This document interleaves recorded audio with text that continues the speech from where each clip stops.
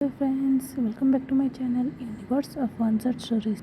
चलिए शुरू करते हैं हमारे स्टोरी का नेक्स्ट पार्ट। इस पार्ट का शुरुआत वहीं से होती है जहाँ पर पिछला पार्ट ख़त्म हुआ था, यानी कि जब विंग ने किसी को देखकर स्टैचू बन गया था।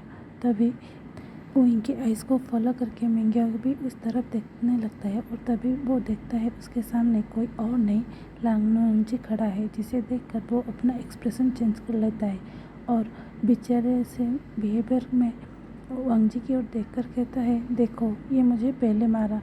जिस बात को सुनने के बाद विंग शॉक हो जाता है, क्योंकि अभी तक उन दोनों ने बातों के अलावा कुछ नहीं किया था। और तभी हमें वांगजी का आवाज़ सुनाई देता है, जो गुस्से में विंग की ओर देखकर माफी मांगने के लिए कहता है। जिस बात को सुनने के बाद मिंग्यो एक कनिंग सी स्माइल देकर विंग की ओर देखकर कहता है, क्या तुम्हें दिखाई नहीं दे रहा है? हमारे सीईओ मुझसे माफ़ी मांगने के लिए कह रहे हैं, तो मुझसे माफ़ी मांगो। तभी वांगजी मिंग्या को इंटरप्ट करते हुए कहता है, मैं विंग को नहीं तुम्हें कह रहा हूँ कि विंग से माफ़ी मांगो, क्योंकि मुझे पता चल चुका है तुम कितने बड़े फेक हो।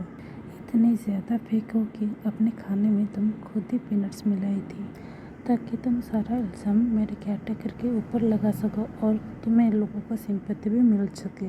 इसके बाद वो मिंग्या की ओर देखकर एक हिकारत सी देता है और हमारे विंग को लेकर वहाँ से चला जाता है।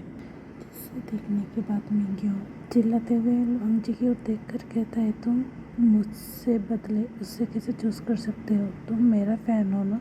जिसे सुनकर हमारा वांगजी पलटते हुए उसकी ओर देखकर कहता है, मुझे फेक लोग बिल्कुल भी पसंद नहीं, बहुत ज़्यादा झूठ बोलते हैं।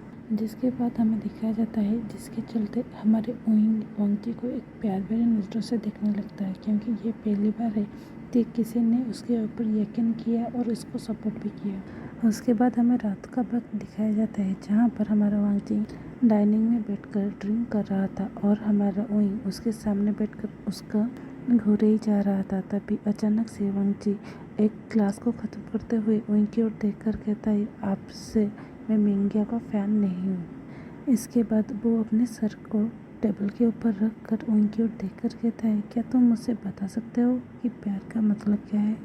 जैसे सुनने के बाद विंग मुस्कुराते हुए वांगजी को प्यार का मतलब समझाने लगता है। कहता है, प्यार उसे कहते हैं जिसके चलते हम किसी और को अपने प्यारे इंसान से प्यारे इंसान के आसपास फ्लर्ट नहीं कर सकते, और हमें बिल्कुल भी पसंद नहीं होगा जब किसी और को उसे बुली करता है, और जब वो हमारे सराउंडिंग होता है तो हम खुश रहते हैं।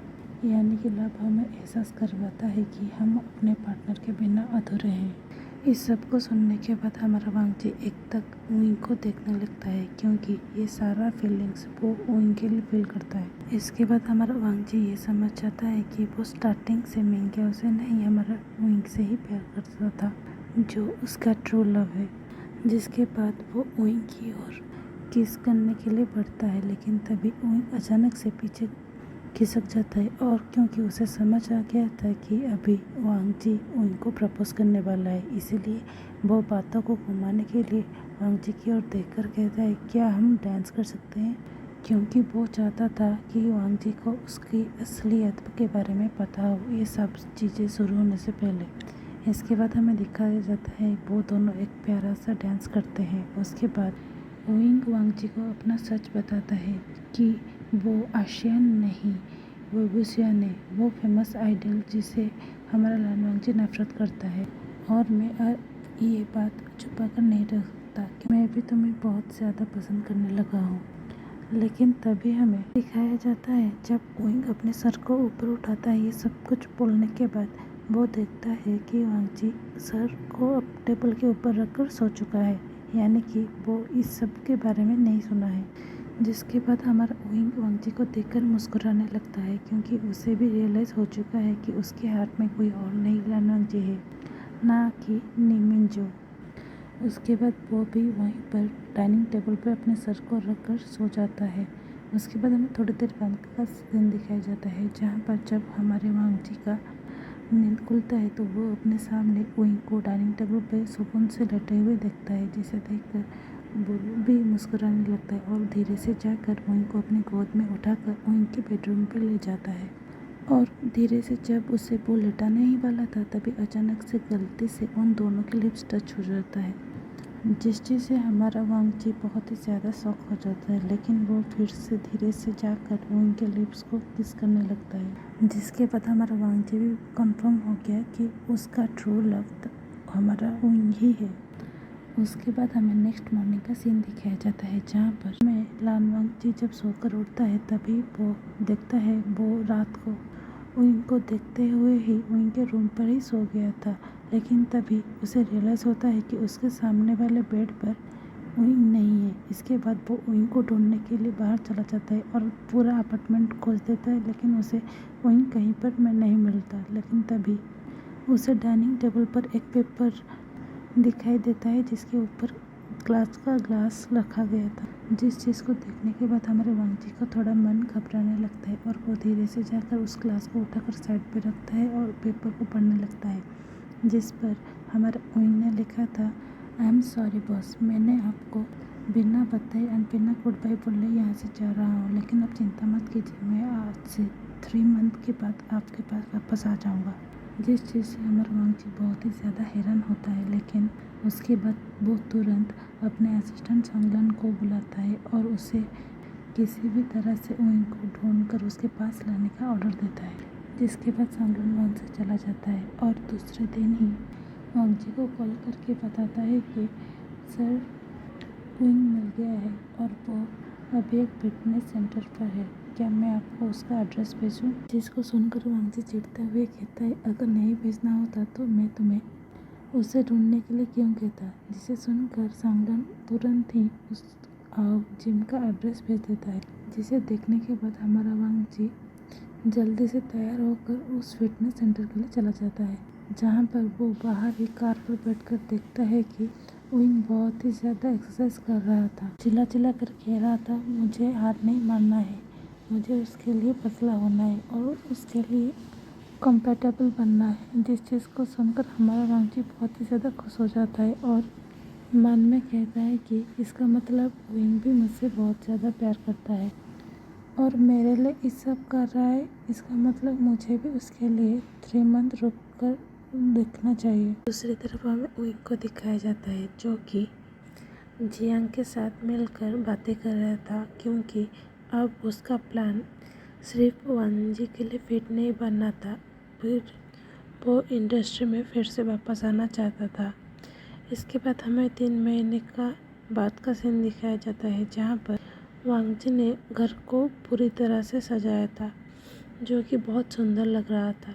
लेकिन काफ़ी देर रुकने के बाद भी उइंग नहीं आता, जिसे देखकर हमारा वांगजी बहुत ही ज़्यादा सैड हो जाता है।